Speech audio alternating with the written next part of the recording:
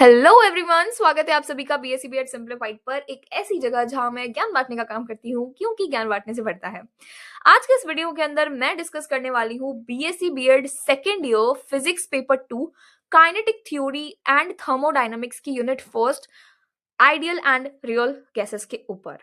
ठीक है, इस वीडियो के अंदर हम क्या क्या डिस्कस करने वाले हैं सबसे पहले तो वो जान लीजिए। इस वीडियो के अंदर इस यूनिट से रिलेटेड मैं आपको पीवाईक्यूज और नोट्स सब कुछ अवेलेबल कराऊंगी, जो कि आप BSc BEd simplified Telegram channel पे जाकर डाउनलोड कर सकते हैं ये पीडीएफ। ओके, और हिंदी मीडियम वाले स्टूडेंट्स के लिए एक बात है, मैं ये पीडीएफ आपको अभी अवेलेबल नहीं करवा सकती। इसकी हिंदी मीडियम की पीडीएफ मेरे पास में अभी अवेलेबल नहीं है, तो उसके लिए आप क्या कीजिएगा, इसका स्क्रीनशॉट लीजिएगा या पीडीएफ डाउनलोड करके पेज का पूरा स्क्रीनशॉट लेके आप चैट जीपीटी या फिर गूगल ट्रांसलेट के थ्रू उसको ट्रांसलेट कर सकते हो, हिंदी टू इंग्लिश कर सकते हो। ठीक है, कोई प्रॉब्लम नहीं कि बहुत ही सिंपल लैंग्वेज में है, तो आपको बहुत ही इजीली आप इसको ट्रांसलेट कर सकते हो। बिना टाइम वेस्ट किए हम अपनी वीडियो पे चलते हैं, हमारे टॉपिक पर। सबसे पहले हम इसके पीवाईक्यूज ही देखेंगे। सबसे पहले पीवाईक्यूज क्यों देखेंगे, ताकि हमें पता चल जाए कि हमें पढ़ना कितना है। हम उतना ही पढ़ेंगे जितना पूछा हुआ है, एक्स्ट्रा हमें पढ़ना ही नहीं है, क्योंकि पीवाईक्यूज ही रिपीट हो के आते हैं। मेरे पास में 2023, 22 और 21 के पीवाईक्यूज इस पेज पे अवेलेबल है। 2024 और 25 के पीडीएफ में एक अलग से वीडियो बनाऊंगी, उनके साथ उन क्वेश्चंस का सॉल्यूशन समेत मैं एक वीडियो बना दूंगी। ठीक है, वैसे कुछ अलग नहीं होता है उनमें, क्योंकि यही क्वेश्चंस होते हैं जो रिपीट हो के वापस से आ जाते हैं, तो उनमें भी कुछ आपको अलग सा देखने को नहीं मिलेगा, पर फिर भी मैं एक अलग से पूरी वीडियो बना दूंगी 2024 और 25 के क्वेश्चंस की। ठीक है, अभी शुरू करते हैं कि क्या क्या पूछा गया है 21, 22 और 23 में। तो सेक्शन ए में 23 के सेक्शन ए में बॉयल्स लॉ की definition, specific heat of gases की डेफिनेशन, उसके अलावा specific heat of mono atomic gases का एक्सप्लेनेशन पूछा हुआ है, joule coefficient for ideal gas का डेरिवेशन पूछा हुआ है, और एक्सप्लेन जूल थॉमसन एक्सपांशन के बारे में पूछा हुआ है। इसके अलावा equation of state for real gases और उसको हम कैसे आइडियल गैस में रिड्यूस करते हैं उसका पूरा डेरिवेशन पूछा हुआ है। अब यहाँ पे मैंने ये जो ए बी बी बी ये लगा रखा है, ये समझ लो ये क्या है। जो आपका सिलेबस दे रखा है ना, सिलेबस के अंदर जो आइडियल गैस है और रियल गैस है, सिलेबस का जो पूरी यूनिट है ना, उसको दो पार्ट्स में डिवाइड किया हुआ है। तो जो पार्ट ए है वो आइडियल गैस से रिलेटेड है, और जो पार्ट बी है वो रियल गैसेस से रिलेटेड है। तो ये मैंने ए बी बी ए इसी लगाया है, ताकि आपको समझ में आ जाए कि कौन सा क्वेश्चन किस पार्ट में से आया हुआ है। ठीक है, जब 2022 के अंदर डिफाइन ब्राउनियन मोशन और डिफाइन जूल थॉमसन इफेक्ट, उसके अलावा explain law of equipartition of energy, और फिर उसके बाद में है वंडर वॉल्स गैस इक्वेशन। उसके अलावा है Joule Thomson coefficient for van der Waals, इसको डिराइव करना है। पहले ये देखो, ये पहले बी सेक्शन में आ गया, अब ये सी सेक्शन में आ गया, तो ये वही ऐसे ही रिपीट होता रहता है। मतलब आगे देखते हैं 2021 का। तो 2021 के अंदर एवोगाड्रो नंबर का डेफिनेशन पूछ रखा है, जूल्स कॉफिशिएंट का डेफिनेशन पूछ रखा है। इसके अलावा kinetic interpretation of temperature on the basis of kinetic model और क्रिटिकल कांस्टेंट्स की डेफिनेशन सेक्शन बी के अंदर पूछ रखी है। सेक्शन सी के अंदर काइनेटिक थ्योरी ऑफ गैसेस के पोस्टुलेट्स और प्रेशर, और मतलब जो find the expression for pressure on the wall of container due two molecules of any gas, यानी कि कोई भी गैस किसी कंटेनर की वॉल्स पर क्या प्रेशर लगाती है, उसके लिए हमें एक्सप्रेशन जनरेट करना है, इक्वेशन बनानी है, उसके बारे में पूछ रखा है। ठीक है, तो ये तो हमारे पूछ रखे हैं कौन से क्वेश्चंस। ठीक है, अब इन्हीं के बेसिस में हम हमारा चैप्टर, हमारी यूनिट स्टार्ट करते हैं। चलिए, अब अपन यूनिट की एक्सप्लेनेशन से स्टार्ट करते हैं। सबसे पहले अपन पार्ट ए आइडियल गैस के बारे में देख रहे हैं। इसके अंदर हमें गैस लॉज देखने हैं, और दो ही गैस लॉज हमारे पूछे हुए हैं, बॉयल्स लॉ और एक है ये Avogadro's law. Charles law, Gay-Lussac's law ये हमारे नहीं है, तो हम उसको नहीं पढ़ रहे हैं, क्योंकि नहीं पूछा हुआ है, तो फालतू टाइम वेस्ट करने की जरूरत नहीं है। ठीक है, बॉयल्स लॉ सबको पता है कि at constant temperature the volume of given mass of gas is inversely proportional to its pressure. ये सबको पता है, ये हमने 11th में 12th में बहुत टाइम पहले से ये हम पढ़ते आ रहे हैं कि किसी भी कांस्टेंट टेम्परेचर पर जो वॉल्यूम होती है किसी भी गैस की, वो उसके प्रेशर के इनवर्सली प्रोपोर्शनल होती है। ठीक है, कब? कांस्टेंट टेम्परेचर पर। ठीक है, तो हम इसको जब प्रोपोर्शनल का साइन हटाते हैं, तो यहाँ पे हम k कांस्टेंट लगा देते हैं, तो pv is equals to k हो जाता है। k क्या है? कांस्टेंट है, तो उसको हम P1 V1 equals to P2 V2 करके लिख देते हैं, ठीक है। दो गैस के लिए, एक गैस 1 है, एक गैस 2 है, और PV इक्वल्स टू कांस्टेंट है, तो उसके लिए हम ये एक्सप्रेशन जनरेट कर लेते हैं। तो ये पूरा का पूरा एज इट इज लिखा ना सेक्शन ए के अंदर जब पूछे कि डिफाइन बॉयल्स लॉ। फिर उसके बाद में आ जाता है हमारा एवोगाड्रोज लॉ। एवोगाड्रोज लॉ क्या कहता है कि it states that equal volume of all gases at the same temperature and pressure have the same number of molecules. यानी कि किसी भी सेम टेम्परेचर और सेम प्रेशर पे सारी गैसेस का जो वॉल्यूम होता है, उन सब के अंदर जो भी नंबर ऑफ मॉलिक्यूल्स होते हैं वो इक्वल होते हैं, ठीक है। यानी कि जो वॉल्यूम है, एक इनडायरेक्टली वे में हम कहें तो जो वॉल्यूम होता है वो डायरेक्टली प्रोपोर्शनल है नंबर ऑफ मॉलिक्यूल्स के, ठीक है, नंबर ऑफ मॉलिक्यूल्स के। तो V is directly proportional to N हो गया। V इज इक्वल्स टू, ये हटाएंगे फिर K आ जाएगा, तो VN इक्वल्स टू K हो गया।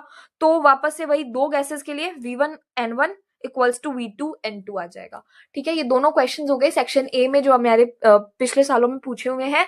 Define Boyle's law, define Avogadro's law, ये दोनों हमारे हो चुके हैं, ठीक है। एक और चीज, एक और डेफिनेशन जो हमारे पूछी हुई है वो है डेफिनेशन ऑफ एवोगाड्रो नंबर। तो वो भी देख लेते हैं।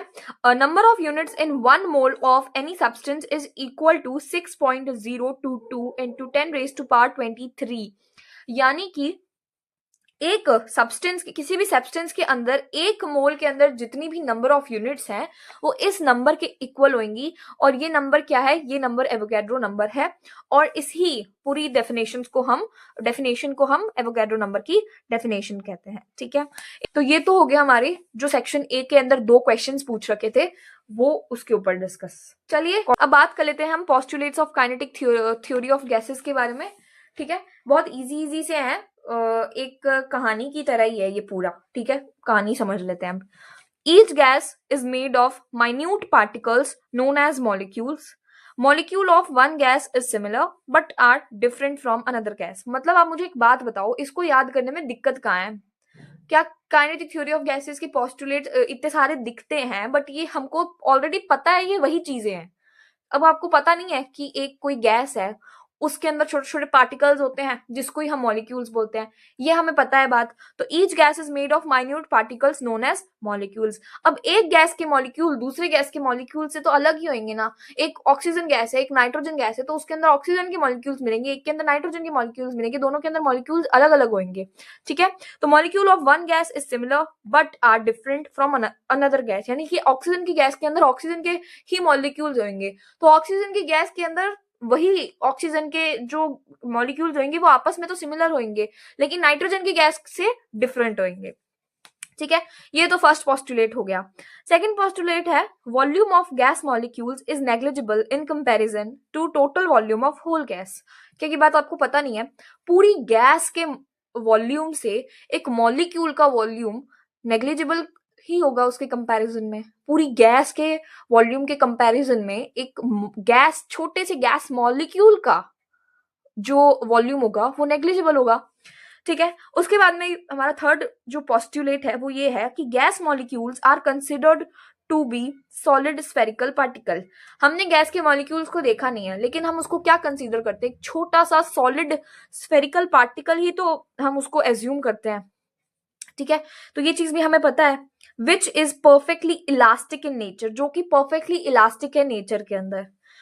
यानी कि ना ही उसके अंदर कोई फोर्स ऑफ अट्रैक्शन है ना ही कोई रिपल्शन है, ठीक है। परफेक्टली इलास्टिक यानी कि ना ही उसके अंदर कोई फोर्स ऑफ अट्रैक्शन लग रहा है, ना ही उसके ना ही कोई रिपल्शन का मतलब फोर्स ऑफ, ना ही अट्रैक्शन है ना ही फोर्स ऑफ रिपल्शन है, ठीक है। बिटवीन देम गैस के मॉलिक्यूल्स, गैस के अंदर काफी सारे मॉलिक्यूल होंगे, एक तो मॉलिक्यूल होगा नहीं, तो उन छोटे छोटे स्फेरिकल, सॉलिड स्फेरिकल पार्टिकल्स के अंदर ना ही उनके बीच में कोई फोर्स ऑफ अट्रैक्शन है ना ही उनके बीच में कोई फोर्स ऑफ रिपल्शन लग रहा है, ठीक है। There is no loss of kinetic energy in their mutual collision. जब वो आपस में टकराएंगे, जब वो कोलाइड करेंगे, तो उनके अंदर, उनके कोलिजन के थ्रू कोई भी टाइप से काइनेटिक एनर्जी का लॉस नहीं होगा। आगे बढ़ते हैं, अब फटाफट से बाकी के बचे हुए 4 पॉइंट्स भी देख लेते हैं। फोर्थ नंबर पॉइंट ये है, फोर्थ नंबर पोस्टुलेट ये है कि molecules of gases move continuously in straight line and changes their path after colliding with each other. or with walls of container, but the velocity of each molecules are different. यानी कि जो gas के molecules हैं वो एक straight line में चलते रहते हैं। कब तक स्ट्रेट लाइन में चलते रहते हैं? जब तक वो आपस में दो मॉलिक्यूल्स आपस में टकराए ना, या कोई मॉलिक्यूल कंटेनर की, जिस भी कंटेनर में गैस रखी हुई है उस कंटेनर की वॉल्स से ना टकराए, तो वो तब तक स्ट्रेट लाइन में चलते रहते हैं। फिर या तो वो जब आपस में टकराते हैं या कंटेनर की वॉल्स के साथ में टकराते हैं, तब वो अपना पाथ चेंज कर लेते हैं, ठीक है। But the velocity of each molecules are different, लेकिन एक मॉलिक्यूल ए है, एक मॉलिक्यूल बी है, एक मॉलिक्यूल सी है, इन सबकी वेलोसिटी अलग अलग होगी। ये अलग अलग स्पीड से इधर उधर भाग रहे होंगे, इधर उधर भाग रहे होंगे, ठीक है। फिफ्थ पोस्टुलेट में ये है कि effect of gravity is negligible on the velocities of molecule, यानी कि मॉलिक्यूल की वेलोसिटी पर ग्रेविटी का इफेक्ट नेग्लिजिबल होता है, कोई इफेक्ट नहीं पड़ता ग्रेविटी का, ठीक है। सिक्स्थ पॉइंट देखते हैं। सिक्स्थ पॉइंट है pressure of gas molecule is the result of the collision of gas molecules in inner walls, यानी कि जो भी मतलब जब भी जो मॉलिक्यूल्स होते हैं, मान लो ये गैस का क्या है, ये कंटेनर की एक वॉल है। अब इनर मॉलिक्यूल कोई इधर उधर घूम रहा था, वो आकर इससे टकराता है। जब वो इससे टकराएगा तो वो कोई ना कोई प्रेशर इस पे लगाएगा, ठीक है। तो वो प्रेशर लगाने का जो रीजन होएगा, जो रिजल्ट होएगा, वो क्या होएगा? कोलिजन होगा। किसका? गैस मॉलिक्यूल का इनर वॉल के साथ में, ठीक है। यही लाइन लिखी हुई है कि प्रेशर ऑफ गैस मॉलिक्यूल का जो प्रेशर होता है वो रिजल्ट होता है किस चीज का? Collision of gas molecule in inner walls. जब कोई गैस मॉलिक्यूल इनर वॉल से आकर टकराता है तो उसका रिजल्ट क्या होता है? वो एक गैस मॉलिक्यूल का प्रेशर लगा रहा होता है, वो एक प्रेशर लगा रहा होता है वॉल के ऊपर, जिसे हम प्रेशर ऑफ गैस मॉलिक्यूल कहते हैं, ठीक है। अब इसके अंदर सेवेंथ पॉइंट दे रखा है average kinetic energy of gas molecule is directly proportional to absolute temperature, यानी कि जो भी एवरेज काइनेटिक एनर्जी होगी किसी भी मॉलिक्यूल की, काइनेटिक एनर्जी जो होगी वो डायरेक्टली प्रोपोर्शनल होगी एब्सोल्यूट टेम्परेचर के साथ में। एब्सोल्यूट टेम्परेचर यानी कि 0 केल्विन, ठीक है। तो ये हमारे काइनेटिक एनर्जी के 7 पोस्टुलेट्स हो गए। शायद से 1 या 2 पोस्टुलेट और दे रखे थे बुक के अंदर, लेकिन मैंने इतने ही लिखे थे। जब मैं पढ़ रही थी तब मैंने इतने ही लिखे थे, और मैं आपको भी इतने ही लिखने के लिए कहूंगी, इतने सफिशिएंट होते हैं। क्योंकि सेक्शन बी के अंदर या सेक्शन सी के अंदर अगर ये पूछा जाएगा क्वेश्चन, तो एक तो सेक्शन सी के अंदर ये अकेला नहीं पूछा जाएगा, इसके साथ में एक क्वेश्चन और होगा। तो इतना लिखने का टाइम नहीं होता है कि हम पूरी पूरी किताब छाप के आए। तो इतना इजी है ये पॉइंट्स, एकदम इजी है, याद भी अभी हो ही गए होंगे आपको, ठीक है। समझ में आ जाने के बाद में हम अपनी लैंग्वेज में लिख के आ ही जाते हैं। तो ये हो गया होगा, ठीक है। चलो अब आगे बढ़ते हैं। Pressure exerted bye an ideal gas. अब हमने प्रेशर जो लगाते हैं मॉलिक्यूल्स, वो कैसे लगाते हैं और उसको हम कैसे कैलकुलेट करते हैं और क्या फॉर्मूला उसका निकल के आता है, उसके बारे में हम इसके अंदर डिस्कस करने वाले हैं। जो सेक्शन सी के अंदर पोस्टुलेट्स ऑफ काइनेटिक एनर्जी का जो question, postulates of kinetic theory of gases के जो क्वेश्चन दे रखा था, उसके साथ में ही एक क्वेश्चन जोड़ रखा था, pressure exerted bye an ideal gas. मैं आपको दिखाती हूँ। ये देखिए, ये इसके अंदर सेक्शन सी के अंदर क्वेश्चन आ रखा है, right the postulates of kinetic theory of gases, जो कि हम कर चुके हैं। उसके बाद में ये पूछ रखा है find the expression for pressure on the wall of container due two molecules of any gas. ये एक पूरा जो डेरिवेशन है ये अब हम देखने वाले हैं, ठीक है। तो चलिए देखते हैं। यानी कि साथ साथ में नोट्स के साथ साथ में आपके मैं पीवाईक्यूज के सॉल्यूशंस भी आपको प्रोवाइड करवाती जा रही हूँ। इसके अलावा आपको कुछ नहीं लिखना। नोट्स क्या होते हैं? नोट्स वही होते हैं जो आपके एग्जाम में आप पूछे जाएं, जब आप उनको पढ़ के जाओ तो वही में से पेपर आए, उसमें से ही आए। तो यही नोट्स है, यही पीवाईक्यू के सॉल्यूशंस भी हैं, ठीक है। चलिए अब देख लेते हैं pressure exerted bye an ideal gas. हमें क्या क्या चीजें एज्यूम करनी है वो चीजें मैंने यहाँ लिखी है। और एक ये बढ़िया सा तो नहीं, ठीक है, काम चलाऊ डायग्राम मैंने यहाँ पे बना दिया है, ठीक है। एक तो पहले मैं आपको एक डायग्राम समझा देती हूँ। सबसे पहले ये एक हमने क्यूब लिया है, ठीक है, क्यूबिक कंटेनर है, ठीक है। एक क्यूबिक कंटेनर आपको एज्यूम करना है जिसकी जो एज है वो L सेंटीमीटर है, यानी कि जो इसकी साइड्स हैं वो L सेंटीमीटर की होंगी, ठीक है। ये आपको चीज एज्यूम करनी है। उसके बाद ये क्यूबिक कंटेनर है, इसके अंदर हमने गैस डाल दी, आइडियल गैस डाल दी, और उस गैस के कितने मॉलिक्यूल्स हैं? n नंबर ऑफ मॉलिक्यूल्स हैं उस गैस में, ठीक है। अब हर मॉलिक्यूल का जो मास है वो m से रिप्रेजेंट करेंगे, और उनकी जो आरएमएस वेलोसिटी है मॉलिक्यूल की वो c से रिप्रेजेंट करेंगे। आरएमएस क्या होती है? Root mean square velocity. ये वेलोसिटी कितनी है? c है। तो ये एक डायग्राम बनाया मैंने, ए बी सी और डी का है, ये डी, ये तो ए बी सी डी हो गया, फिर ये आगे ई एफ जी एच हो गया, ठीक है, ये ई एफ जी एच हो गया। तो ये जितने भी पॉइंट्स दे रखे हैं, ठीक है, A B C D E F G H, ये पूरा क्यूबिक के सारे कॉर्नर्स हो गए। इसके बाद में जो ये वॉल है, ये जैसे ये जो साइड है ना, ये पूरी जो वॉल है, इस वॉल को एम से रिप्रेजेंट किया गया है। ये पूरी वॉल को, इस पूरी वॉल को एम से रिप्रेजेंट किया, और इस पूरी वॉल को, ये जो साइड वाली वॉल है, इस पूरी वॉल को एन से रिप्रेजेंट किया है। आप एक अज्यूम करो, जहां पे भी आप जिधर भी बैठ के वीडियो देख रहे हो, एक कमरा है, जो जिस भी कमरे में आप बैठ के देख रहे हो, वो कमरा मान लो एक क्यूबिक कंटेनर है जिसके अंदर हमने गैस भर दी है।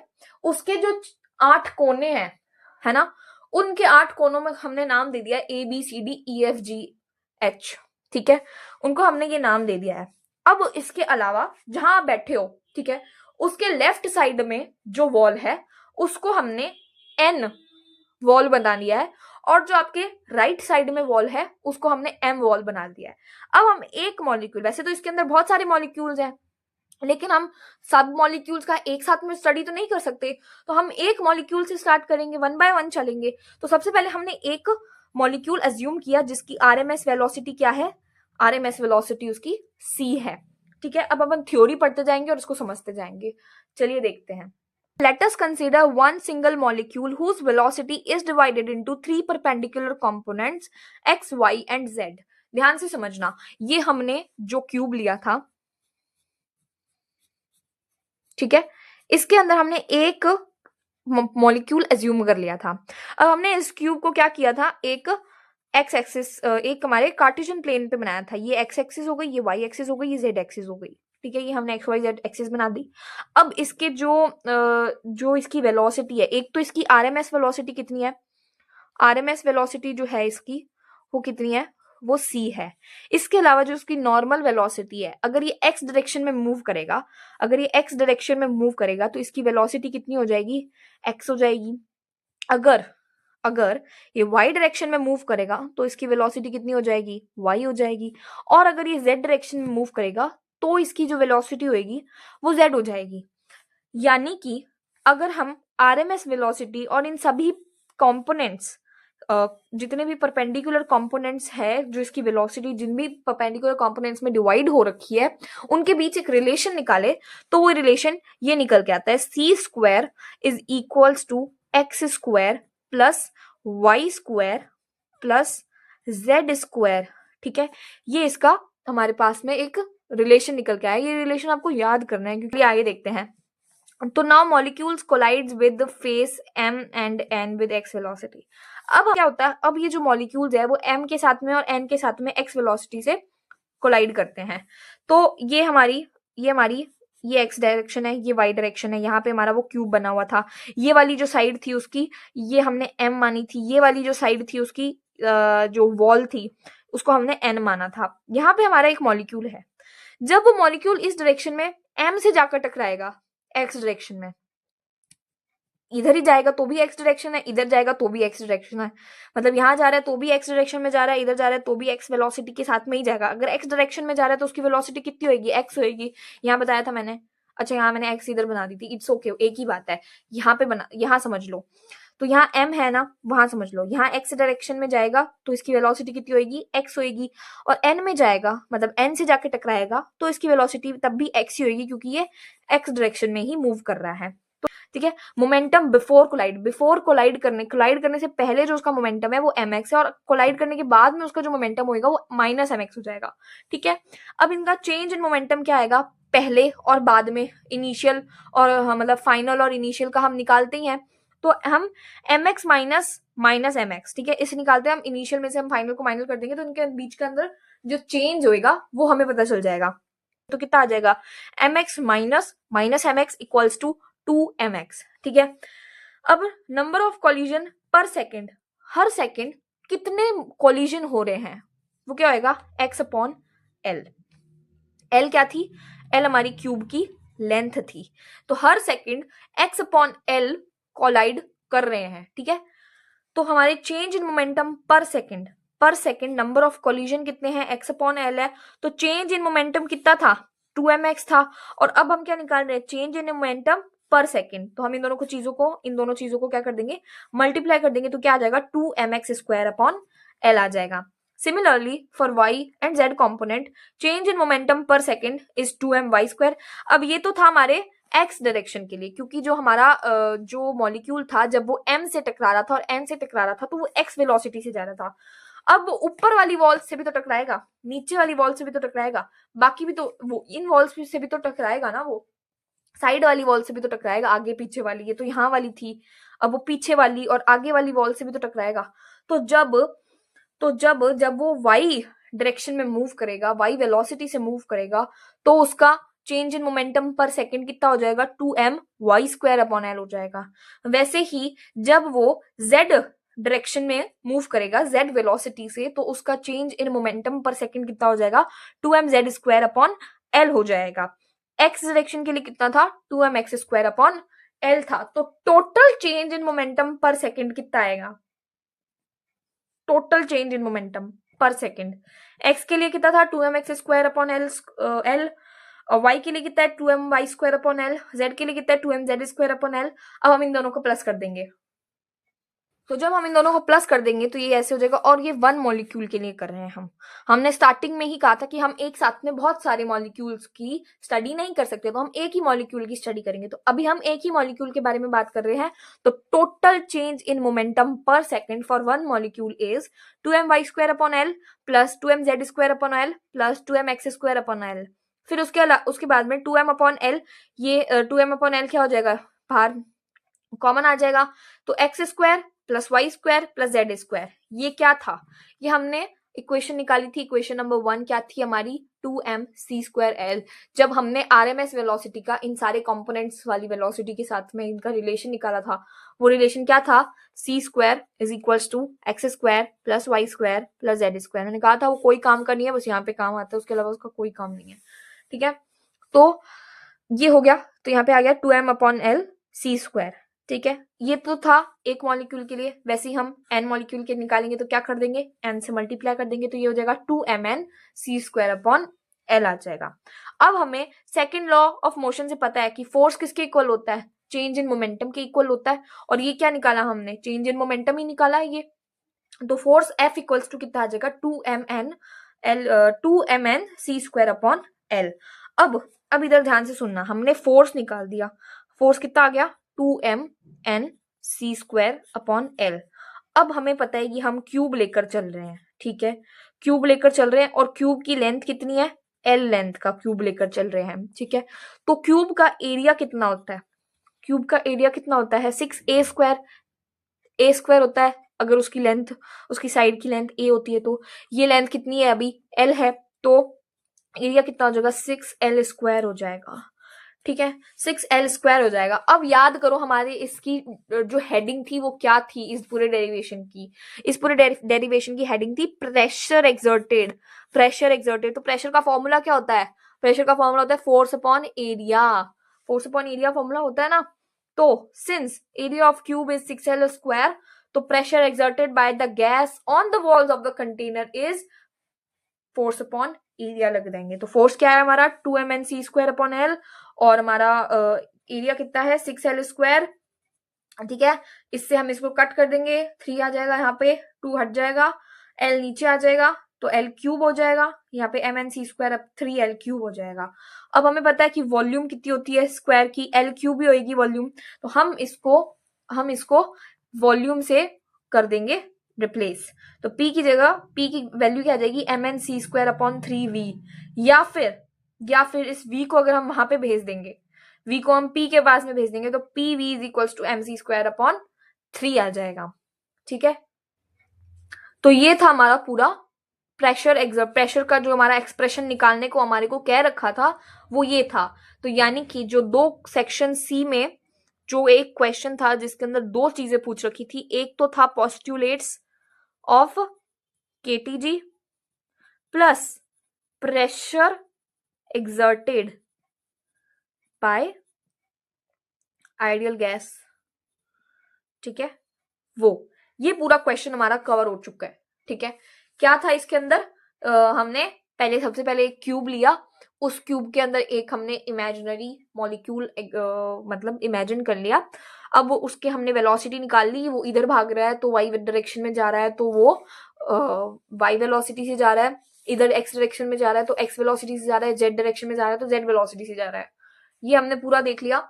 इसके बाद में हमने ये देखा कि जो इनका रूट मीन स्क्वायर वेलोसिटी थी वो कितनी थी, सी थी। तो इनके बीच में रिलेशन क्या था, x square is equals to c square is equals to x square plus Y square plus Z square.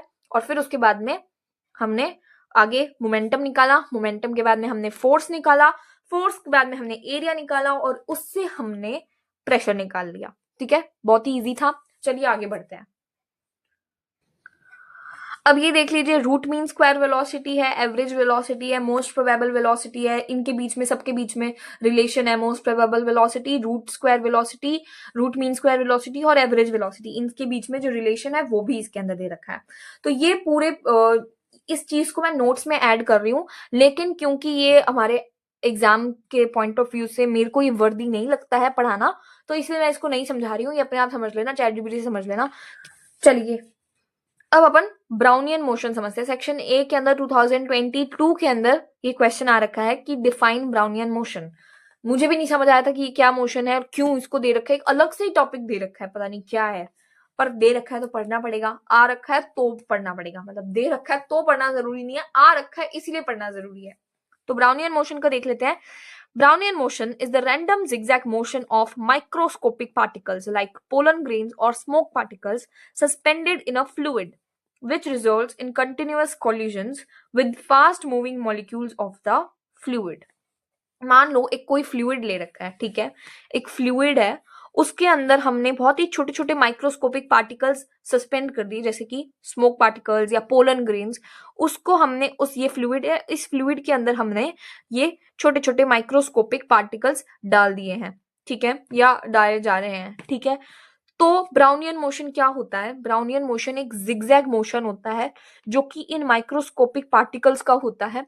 और ये मोशन कैसे जनरेट होता है, ये मोशन तब जनरेट होता है जब ये छोटे छोटे पार्टिकल्स फ्लूइड के फास्ट मूविंग मॉलिक्यूल्स के साथ में कंटिन्यूअसली कोलाइड करते हैं, तो ये एक जिगजैग पैटर्न बना लेते हैं और इसी जिगजैग पैटर्न को हम ब्राउनियन मोशन कहते हैं। अगर नहीं आई बात समझ में तो वीडियो को दोबारा पीछे लेकर जाओ और वापस से समझ लो।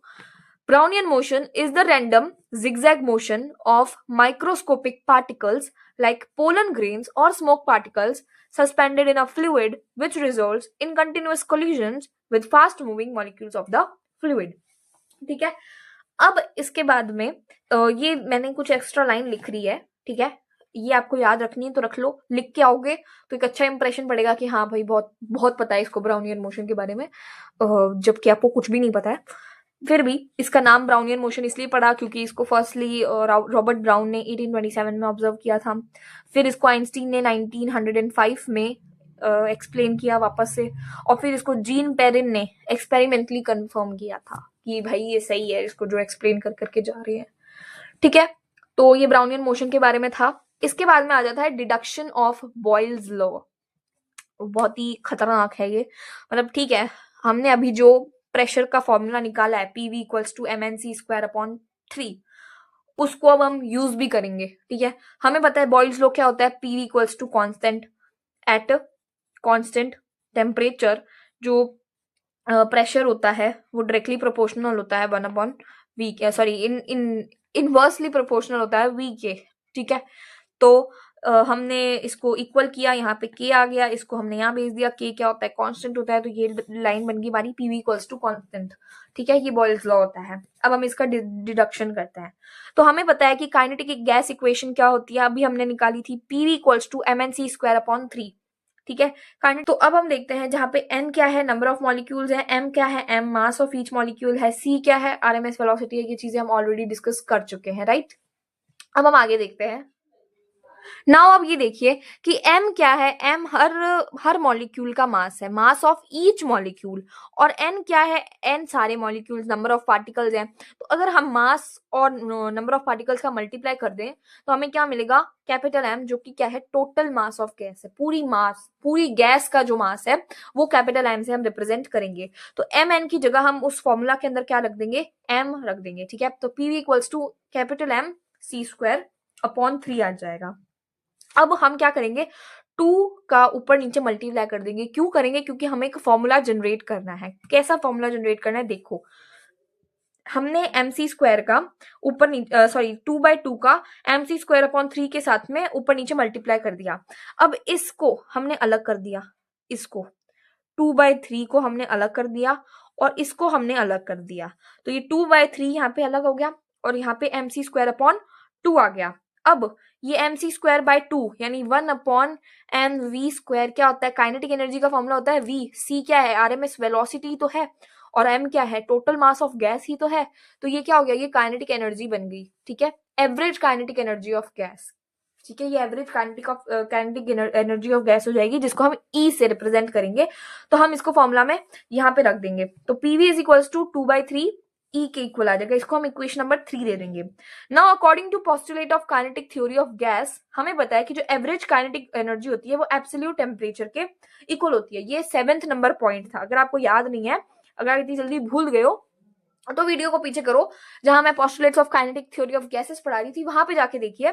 लास्ट जो 7th नंबर पॉइंट था वो हमने ये पढ़ा था कि एवरेज काइनेटिक एनर्जी जो होती है किसी भी गैस की, वो एब्सोल्यूट टेम्परेचर से डायरेक्टली प्रोपोर्शनल होती है।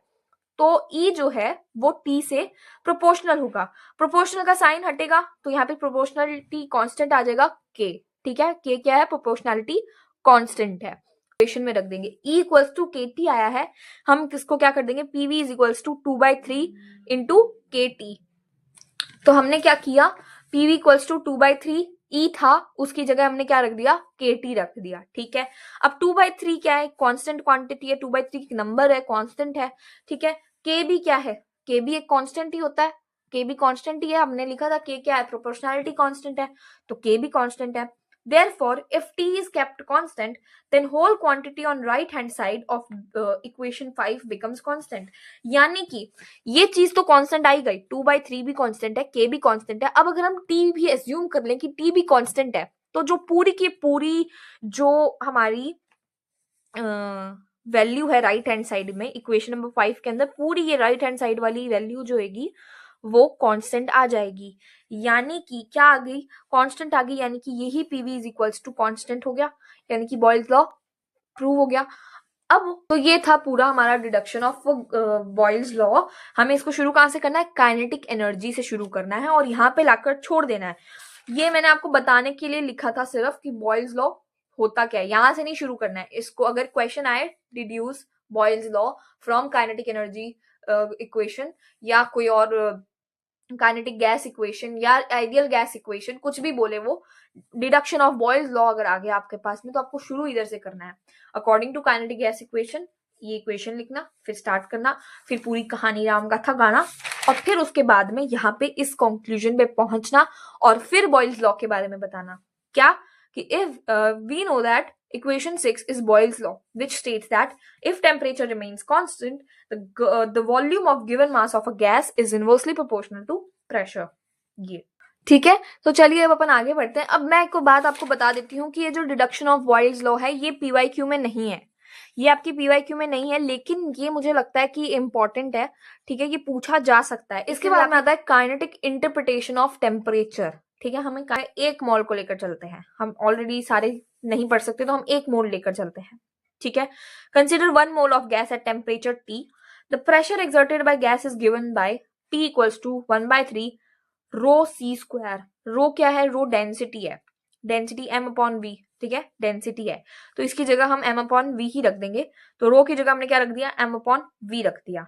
अब ये 1/3 v को हमने वापस वहां पे भेज दिया, तो ये p into V is equals to 1/3 mc² हो जाएगा। फिर पीवी, अब हम वापस से वही 2/2 का मल्टीप्लाई करा देंगे, जो काम हमने पीछे किया था वापस से वही काम कराना है। 2/2 का मल्टीप्लाई कराया तो 2/3 अलग हो गया और mc² अपॉन 2 अलग आ गया। मतलब हम इस इक्वेशन को डिराइव कर रहे हैं, ये इक्वेशन कैसे आई, ये चीज कैसे आई, हम उसको डिराइव कर रहे हैं, ठीक है ना। तो वापस से हमने क्या किया, और ये इसके अंदर 2/2 का मल्टीप्लाई करवाया और हाफ एम सी स्क्वायर आ गया 2/3, तो पीवी इज इक्वल टू क्या आ गया 2/3 हाफ एम सी स्क्वायर आ गया। ये हमारी इक्वेशन नंबर हो गई 1। तो आइडियल गैस इक्वेशन अगर हम देखें PV is equals to NRT होती है, हमें ये पता है, ठीक है। अगर हम एन को 1 ले लें, एन को हम 1 मोल के लिए लेकर चल रहे हैं ना, हमने आगे लिया कंसिडर 1 मोल, तो हमने एन को 1 मान लिया, तो पीवी इक्वल्स टू क्या आ गया आरटी आ गया 1 मोल के लिए, ठीक है। अब हम इसको इक्वेशन नंबर 1 में रख देंगे। इक्वेशन नंबर 1 हमारी क्या आई थी, PV is equals to 2/3 half M C square, ठीक है। ये इक्वेशन नंबर हमारी 1 आई थी। इसके अंदर हमने ये इक्वेशन नंबर 2 को रख दिया, तो पीवी की जगह क्या आ गया, पीवी की जगह आ गया यहाँ पे आरटी। बाकी ये इक्वेशन सेम चल रही है। अब हमने इस 2/3 को उधर भेज दिया, तो ये 3/2 हो गया। 3/2 RT is equals to 1/2 M C square, ठीक है। ये क्या कर रहे थे, अभी तक हम क्या कर रहे थे 3/2 RT equals to half M C square. अब हमने एम के बारे में जाना था कि एम क्या है, एम कैपिटल एम क्या होता है, स्मॉल एम और एन का मल्टीप्लाई होता है। ये क्या है, टोटल मास ऑफ गैस है, और ये क्या है, ईच मॉलिक्यूल का मास है, और एन क्या नंबर ऑफ मॉलिक्यूल्स होते हैं। तो एम की जगह हमने क्या रख दिया, एम एन रख दिया या एन एम रख दिया, ठीक है। एन क्या है, नंबर ऑफ मोल्स है। इसको एवोगाड्रो नंबर से शो करते हैं। 1 मोल कितना होता है, 6.022 इंटू 10⁻23, ठीक है। तो हम क्या करेंगे, एन की जगह क्या रख देंगे, एन ए रख देंगे। अब हम इस एन ए बाई 2 को, सॉरी सिर्फ एन ए को, सिर्फ इस एन ए को हम यहां भेज देंगे, तो ये क्या हो जाएगा, ये हो जाएगा 3/2 R T N A equals to half M C square. अब हाफ एम बोल्ट्जमैन कांस्टेंट क्या होता है, हमारा बोल्ट्जमैन कांस्टेंट होता है R upon N A. Boltzmann constant क्या होता है, आर अपॉन एन ए। तो 3/2 R upon N A T, R upon N A की जगह क्या आ गया, बोल्ट्जमैन कांस्टेंट के बी, तो 3/2 K B T equals to half M C square. यानी कि जो हमारी translational average translational kinetic energy होती है वो टेम्परेचर के इक्वल डायरेक्टली प्रोपोर्शनल होती है।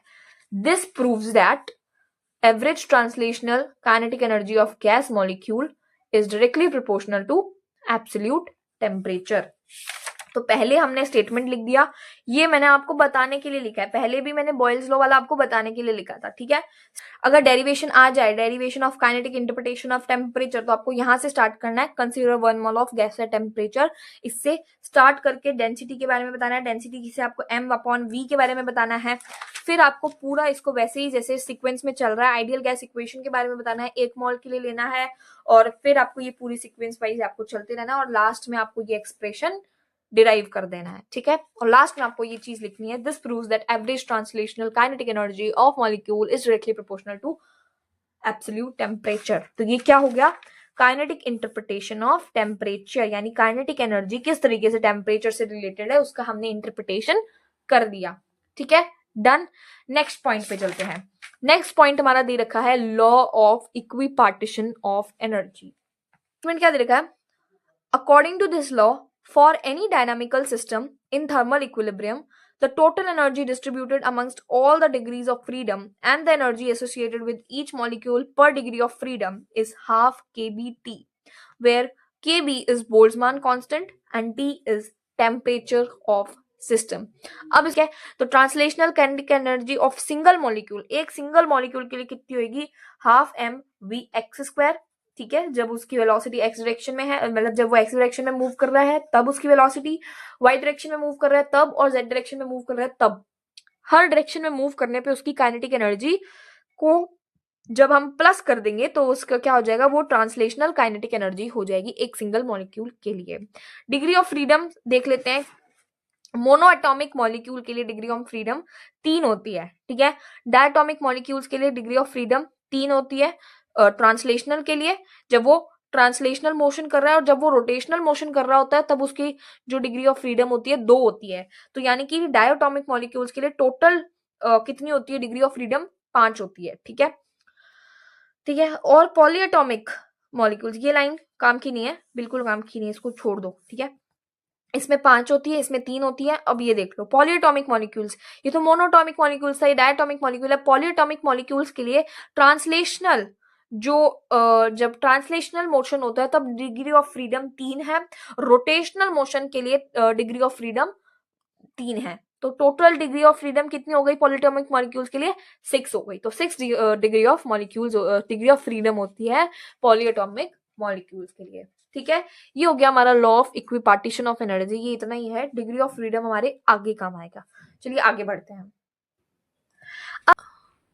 अब हम देखते हैं व्हाट इज स्पेसिफिक हीट। ठीक है, ये भी क्वेश्चन आ रखा है सेक्शन ए के अंदर, सेक्शन ए में, बी में आ रखा है ये क्वेश्चन।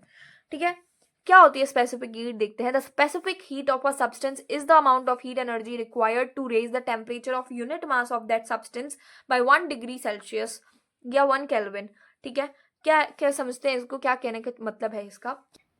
मान लीजिए हमने कोई सब्सटेंस लिया है, ठीक है, हमने उस सब्सटेंस का, हमें उस सब्सटेंस के यूनिट मास का टेम्परेचर 1 डिग्री तक बढ़ाना है। हमने उसका टेम्परेचर 1 डिग्री तक बढ़ाना है। उस बढ़ाने के लिए हमें जो एनर्जी देनी पड़ेगी उसको उसके अंदर जो हमें हीट एनर्जी प्रोवाइड करनी पड़ेगी 1 डिग्री तक, उस यूनिट मास का टेम्परेचर 1 डिग्री तक बढ़ाने के लिए हमें जो एनर्जी प्रोवाइड करनी पड़ेगी, हीट एनर्जी प्रोवाइड करनी पड़ेगी, उस हीट एनर्जी का अमाउंट ही स्पेसिफिक हीट होता है। वापस से सिंपल सी भाषा में समझो कि हमने माना कि हमने कोई सब्सटेंस लिया है। अब उस सब्सटेंस का यूनिट मास, ठीक है, यूनिट मास, उस यूनिट मास का टेम्परेचर 1 डिग्री हमको बढ़ाना है। ठीक है, उस यूनिट मास का टेम्परेचर कितना बढ़ाना है? 1 डिग्री बढ़ाना है। उस टेम्परेचर को बढ़ाने के लिए, 1 डिग्री तक के टेम्परेचर को बढ़ाने के लिए हमें एक एनर्जी देनी पड़ेगी। वो हीट एनर्जी कितनी रिक्वायर्ड है, कितने अमाउंट की हीट एनर्जी रिक्वायर्ड है, वही क्या होती है? स्पेसिफिक हीट होती है। अब इसको लाइन को वापस से पढ़ते हैं तो आपको एकदम क्रिस्टल क्लियर हो जाएगा। The specific heat of a substance is the amount of heat energy required to raise the temperature of unit mass of that substance by 1 degree Celsius या 1 केल्विन। इसकी ऐसा यूनिट क्या होती है? जूल पर KG पर केल्विन। ठीक है, इसको ऐसे लिख लेते हैं। देन इसका फॉर्मूला क्या है? Q is equals to M C into delta T. Q is equals to M C into delta T, जहां पे M क्या है? M मास है, Q क्या है? Q हीट है, और C स्पेसिफिक हीट है। ठीक है, C हमारा स्पेसिफिक हीट है और delta T change in temperature को कहते हैं। ठीक है, अब अगर आगे बढ़ते हैं, ये तो हमारी स्पेसिफिक हीट हो गई। अब स्पेसिफिक हीट का भी क्वेश्चन है। इसके अलावा क्या क्या क्वेश्चन है? इसके अलावा ये क्वेश्चन है कि specific heat of monoatomic gas बताओ, specific heat of diatomic gas बताओ। तो वो भी हम देख लेते हैं। Specific heat of monoatomic gas कैसे निकालते हैं? मोनोएटॉमिक गैस की हमें पता है कि अभी हमने देखा था कि डिग्री ऑफ फ्रीडम कितनी होती है? 3 होती है। ट्रांसलेशनल मोशन के लिए हमारे को, अगर हम मोनोएटॉमिक गैस की डिग्री ऑफ फ्रीडम निकाले तो वो 3 होती है। रोटेशनल मोशन नहीं करता मोनोएटॉमिक गैस, तो 3 ही होती है टोटल डिग्री ऑफ फ्रीडम भी। अब एवरेज एनर्जी कैसी हो जाएगी? एवरेज एनर्जी क्या होती है? F/2 kBT। अभी हमने निकाला था, अभी हमने पीछे पढ़ा था law of equipartition of energy के बारे में, कि इसमें पर डिग्री ऑफ फ्रीडम की कितनी होती है? हाफ kBT होती है पर डिग्री फ्रीडम की, यानी कि हम इसको जब भी डिग्री ऑफ फ्रीडम निकालेंगे उससे F से मल्टीप्लाई कर देंगे। ठीक है, अब हर के लिए अलग अलग होती है। मोनोएटॉमिक गैस के लिए कितनी होती है डिग्री ऑफ फ्रीडम? 3 होती है, और डायटॉमिक के लिए कितनी होती है? 5 होती है, पोलरटॉमिक के लिए 6 होती है। तो उसी तरीके से स्पेसिफिक हीट ऑफ, अगर हम मोनोटॉमिक गैस निकाल रहे हैं तो हमारी डिग्री ऑफ फ्रीडम कितनी आ गई? F आ गई। तो हमारी एवरेज एनर्जी कितनी हो गई? F/2 kBT। अब हमने F की जगह पे क्या रख दिया? 3 रख दिया, तो average energy associated with monoatomic gas कितनी हो जाएगी? 3/2 kBT हो जाएगी। ठीक है, अब टोटल एनर्जी हमारी कितनी आ गई? ये तो थी हमारी 1 मोल के लिए, 1 मोल के लिए थी, कितनी थी? E हमारी थी 3/2 kBT। ठीक है, अगर हमें आगे Na के लिए निकालनी है, मतलब नंबर ऑफ n मोल्स के लिए निकालनी है, तो उसके लिए कितनी हो जाएगी? 3/2 kBT। Na से मल्टीप्लाई कर देंगे, हम n से मल्टीप्लाई करते थे, n की जगह हम Na से मल्टीप्लाई कर देंगे। अब हमको ये पता है कि kb क्या होता है? kb होता है हमारा R/Na। तो हम kb अब R/Na मतलब वैल्यू में रख देंगे, तो टोटल एनर्जी हमारी U कितनी हो जाएगी? 3/2 R/Na into T into Na से Na कट गया, तो ये कितना आ जाएगा? 3/2 इंटू RT आ जाएगा। अब हम कांस्टेंट वॉल्यूम पे स्पेसिफिक हीट यानी CV निकालें कांस्टेंट वॉल्यूम पे, तो वो कितनी निकलेगी, टी के रिस्पेक्ट में हमें इसका डिफरेंशिएशन करना है। तो du अपॉन डी टी कितना होता है, d upon D T 3/2 RT equals to 3/2 R आ जाएगा। और अगर हम molar specific at constant heat, molar specific heat at constant pressure निकाले, तो वो कितना हो जाएगा, Cp minus CV equals to R। तो Cp कितना हो जाएगा, CV प्लस R। ये जो चीज है ना, ये आपको आगे थर्मोडायनामिक्स में समझ आ जाएगी, ठीक है, तब समझा दूंगी, ठीक है। Cp minus CV equals to R हो जाएगा। Cp इक्वल्स टू क्या हो जाएगा, यहाँ पे CV को इधर ले आएंगे तो CV प्लस R हो जाएगा। CV क्या होता है, CV हमारा कांस्टेंट वॉल्यूम पे स्पेसिफिक हीट होती है, मोलर स्पेसिफिक हीट, ठीक है। तो मोलर स्पेसिफिक हीट हमने क्या निकाली थी, 3/2 R निकाली थी, तो 3/2 R आ जाएगा। अब हम इसको जब प्लस करेंगे तो कितना हो जाएगा, Cp इक्वल्स टू 5/2 R हो जाएगा। स्पेसिफिक हीट रेशियो कितना होता है, स्पेसिफिक हीट रेशियो होता है, इसको हम इससे गामा से रिप्रेजेंट करते हैं, गामा से रिप्रेजेंट करते हैं। और ये कितना होता है, Cp अपॉन CV होता है। Cp कितना आया हमारा, 5/2 आया, और CV कितना आया हमारा, CV आया 3/2 R, ठीक है। तो 5/2 R अपॉन 3/2 R हम इसको कट कर देंगे तो आगे 5/3 आ जाएगा, ठीक है। तो टोटल हमारा जो गामा रेशियो आया वो कितना आया, R इक्वल्स टू 1.67 आ गया, करेक्ट। चलिए आगे बढ़ते हैं। तो वो थी अपने मोनोटॉमिक के लिए। अब अपन देख लेते हैं डायटोमिक गैस के लिए। In this degree of freedom F equals to 5। Diatomic के लिए हमें पता है 3 क्या होती है, 3 ट्रांसलेशन होती है, और 2 क्या होती है, 2 रोटेशनल होती है। तो टोटल कितनी होती है, 5 होती है, ठीक है। एवरेज एनर्जी वही सेम प्रोसेस इसमें करेंगे, F/2 kBT, ठीक है।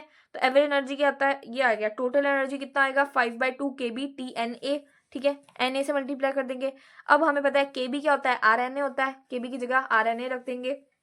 तो यहाँ पे 5/2 RNA, Na से Na कट गया, तो टोटल U कितना आ गया, म्यू नहीं है, म्यू नहीं है, ये U है। U कितना आ गया, 5/2 RT आ गया।